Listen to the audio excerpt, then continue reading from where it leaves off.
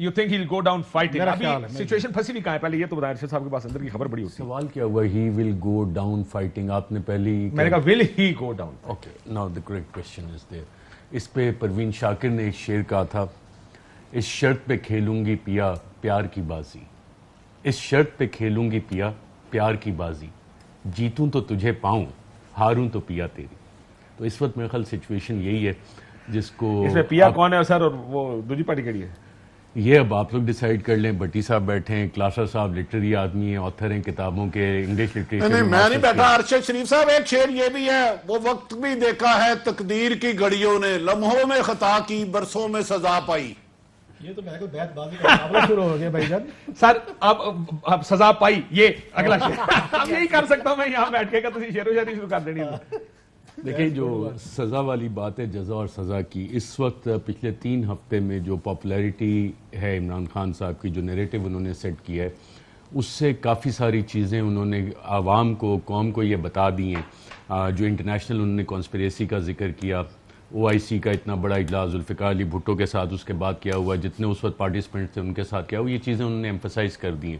تو اگر یہاں پہ جو کچھ بھی ہوتا ہے what ever the result is, تو عمران خان کے لیے اس وقت ون ون سچویشن ہے دونوں کیسز میں. اور اگر آپ اینڈ گیم پہ نظر رکھیں تو عمران خان آل راؤنڈر بھی رہے ہیں, بالر بھی رہے ہیں. آپ خود کرکٹ کھیلتے ہیں, آپ بیٹسمین جب آگے کھیل رہے ہو, آپ بتا کے باؤنسر مارتے ہیں یا بتا کے آپ کئی دفعہ آپ سوئر لیگ پیچھے لیتے ہیں کہ میں باؤنسر مارنے لگتا ہوں, مارتے ہیں آپ یارکر چلتی ہے, سیدھا ہاتھ کچھ کر رہا ہے, الٹا ہاتھ کچھ کر رہا ہوتا ہے, وہ آپ کو چیزیں جو ہیں وہ پتہ نہیں لگتی کہ جب تک الٹیمیٹ اینڈ گیم آپ کے سامنے. ٹھیک, نیکسٹ کوسچن, کیا پرائم منسٹر عمران خان کو اپوزیشن کے ساتھ بیٹھنا چاہیے؟ بٹی صاحب.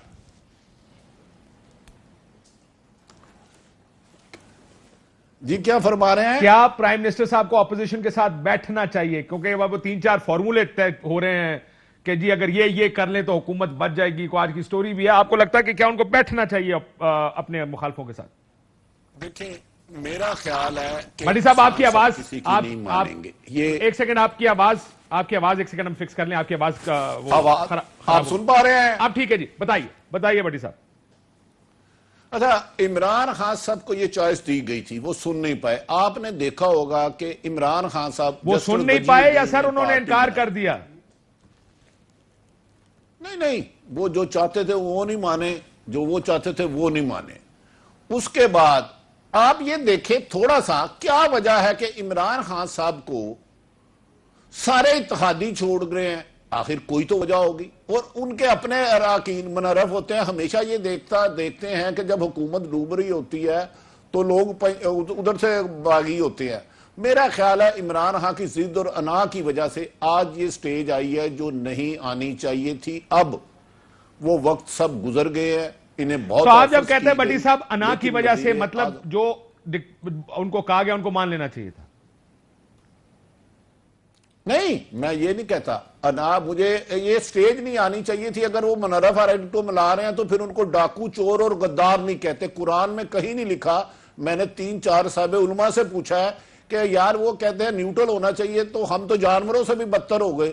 انہوں نے کہا بیٹا کسی کو جانور کہنا بھی, یاد رکھے انسان اشرف المخلوق ہے, اس کی طریقے اس بندے کو اپنے گناہوں کی معافی مانگنی چاہیے. تو میری نظر میں وزیر اعظم عمران خان صاحب نے نہ اتحادیوں کو 3.5 سال ساتھ رکھ سکے, نہ اپنے لوگوں کو مطمئن کر سکے.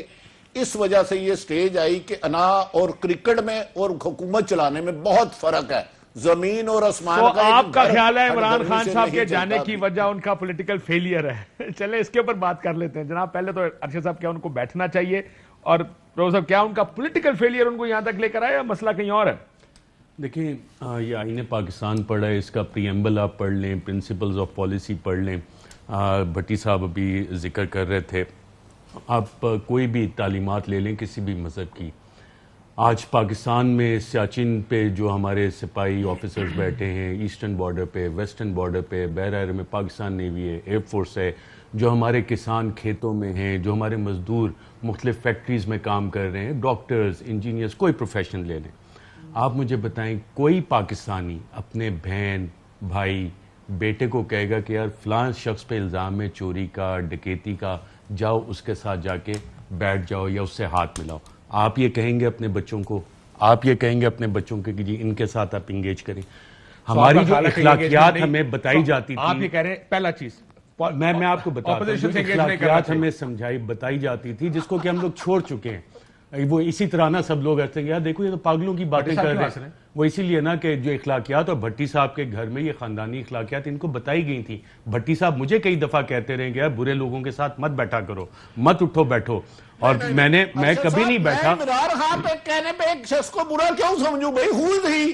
ہاں بالکل, ان کے بارے میں لوگ بہت کچھ کہتے ہیں تو میں ان کو بھی ان کے ساتھ مل جاؤں. نواز شریف کو دیکھوں وہ کہہ رہے ہیں کہ اس نے ملک بیچ دیا. میں صحافی کا کام کسی ایک شخص کے کہنے پہ, ہاں عدالتوں نے ثابت کیا, ثبوت دیا ہے تو اس میں لاجک ہے.